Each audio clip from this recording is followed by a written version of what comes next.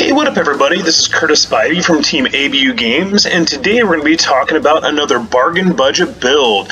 This time we're moving to Modern, and for Modern we've got a $100 budget.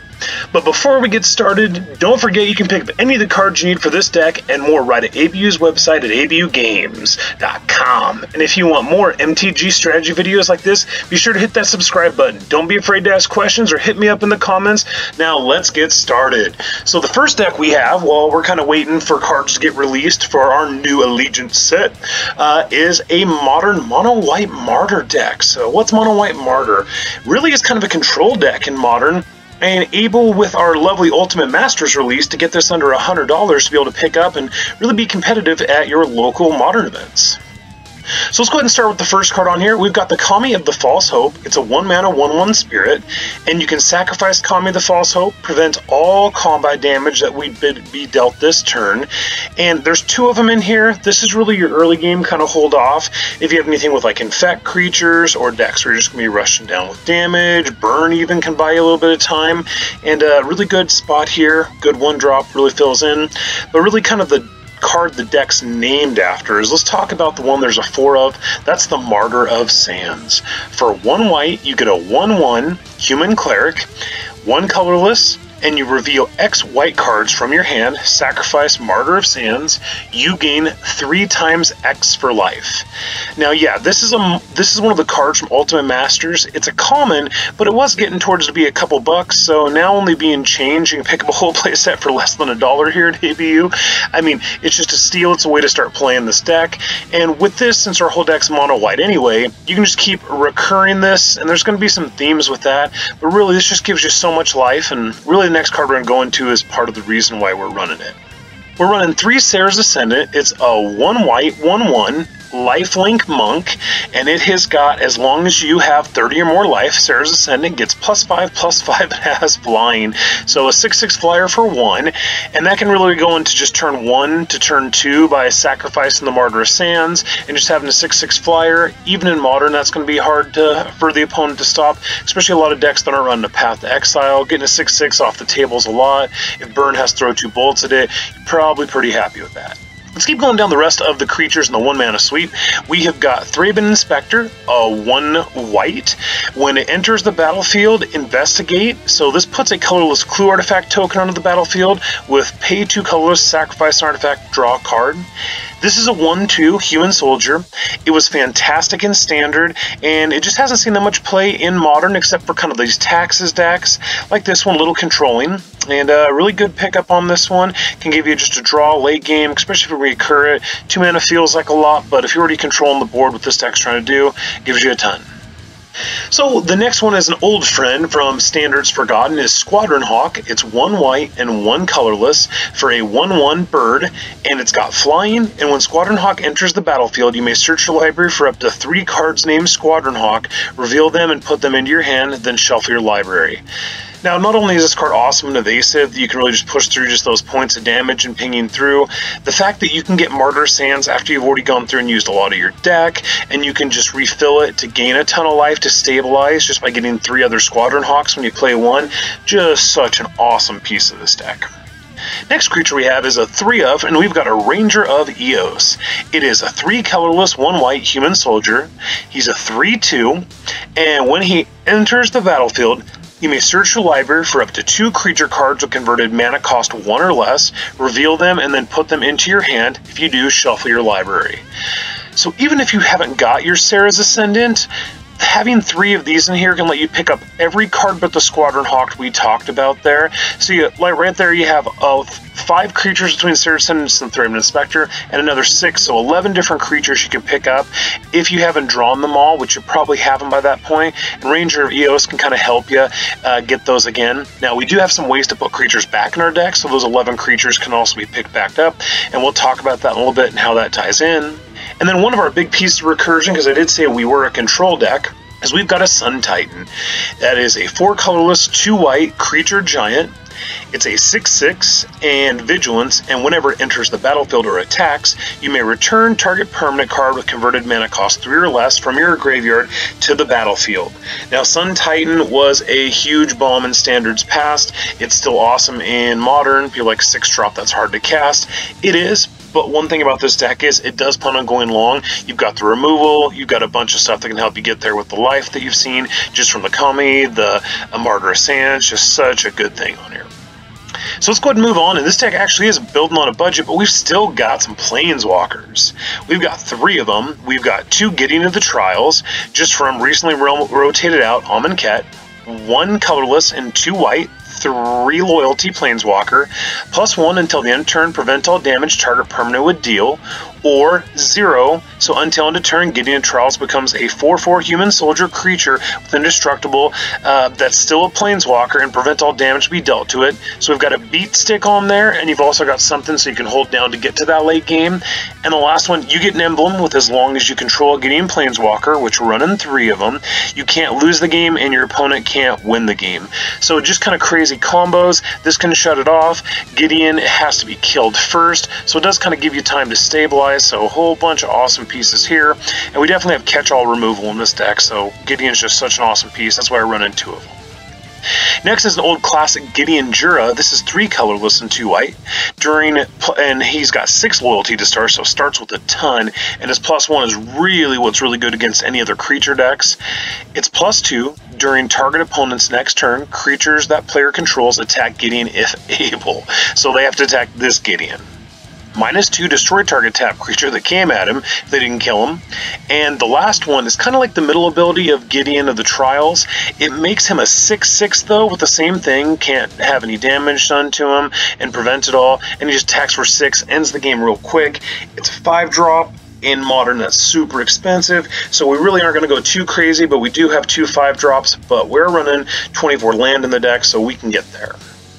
Now, because Path of Exile is so expensive in Modern on this one, we've gone ahead and taken a look at the best next alternative, and honestly, it can be really good if you're going against any token deck. Like Storm seems like that would be super hard on that one, but honestly, it doesn't end up being as difficult as it looks with that, because you have the ability to kill their Goblin tokens if they make it.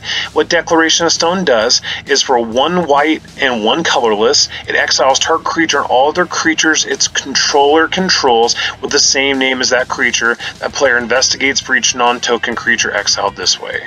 So once again, that investigate would be putting in those tokens you saw to draw for 1. It's the same one Thraben Inspector puts in for the 2 colorless, sacrifice this artifact, draw a card. From here, another kind of recursion element we have that really makes this deck a big controlling deck is the Proclamation of Rebirth. Kind of a lot of text on this one, but for 2 colorless and 1 white, if you actually cast it for 3, return up to 3 target creature cards with converted mana cost 1 or less from your graveyard to play. So not only can you keep throwing away your Martyrs of Sands, the Kami of False Hope, the Serra Ascendant if it gets killed, you can keep bringing it back, but here's one of the great parts of this.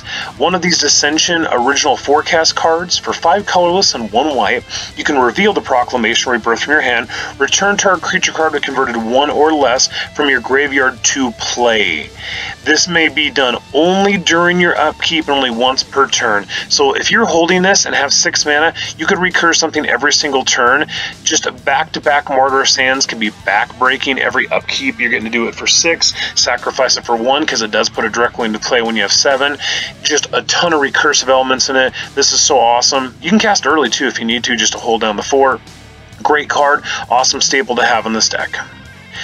We have 4 Day of Judgment next, and it says destroy all creatures. We're trying to go through and making sure if there's anything that's on the board that we can't handle or our board gets overwhelmed. Death Shadow decks, they've just run out everything, and somehow you've got it to where they can't counter it. You can play Day of Judgment, you can have a few of them. This is just such a great way. You have such great removal between these 2, and we even have some other Condemn pieces in the sideboard because we've seen a lot of Grixis lately. Next cards on here are catch-alls, and we're running a split in case somebody's playing against humans. That was kind of my throw in here. We don't want them naming just one or the other, Oblivion Ring or Banishing Light, but they really do the same thing.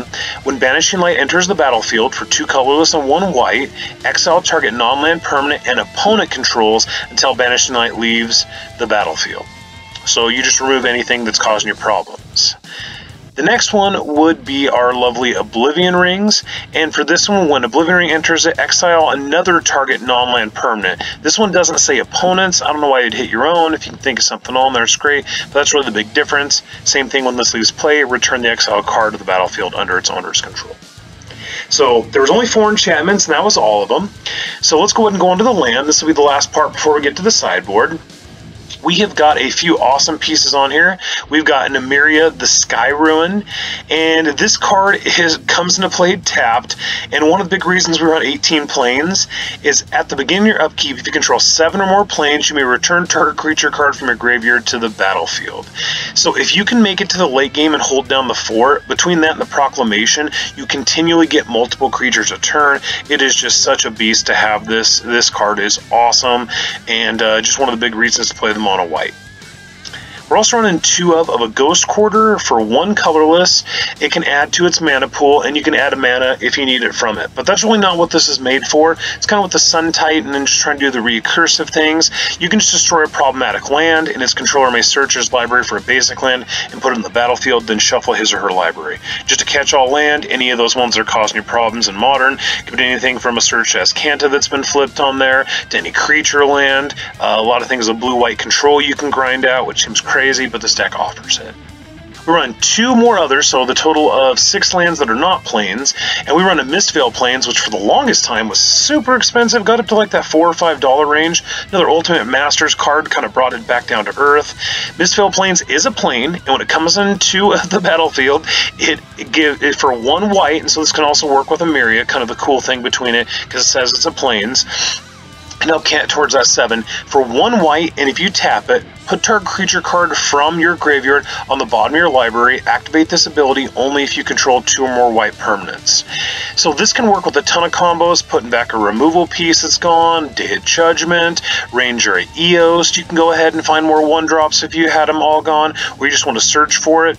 It's so awesome. Mistveil Plains is such a good card that now people get to play with again, and the new art, I might say, is super sick on it. So. Then we have 18 planes here. That's the full regular 6C. So let's go ahead and move on to the sideboard of 15 cards. And being budget-minded on here, definitely there's a ton of options, but let's go ahead and go over. We have got so many graveyard decks with Phoenixes right now. We just have to have Tormod's Crypt. It's the cheapest, best answer. 0, it's a colorless artifact. Tap it, sacrifice it, exile cards from target player's graveyard. So that's also important. It doesn't exile yours for creatures that may have died. If you are still having problems with burn, I threw in 1 Burrenton Forge-Tender. Forge-Tender, it's so good. It's 1 white, it's a 1/1 Kithkin Wizard. It's got protection from red, so it can block anything in those red decks, and sacrifice it to prevent all damage from a red source at your choice would deal this turn. Stops almost anything in red. You can block, then sack it if they try to do damage to you. So this can save you a ton of life. Really goes in during that. Now, we've also got Condemn in here, and this really is for the Shadow matchup, because Shadow's been getting so big with Death Shadow decks.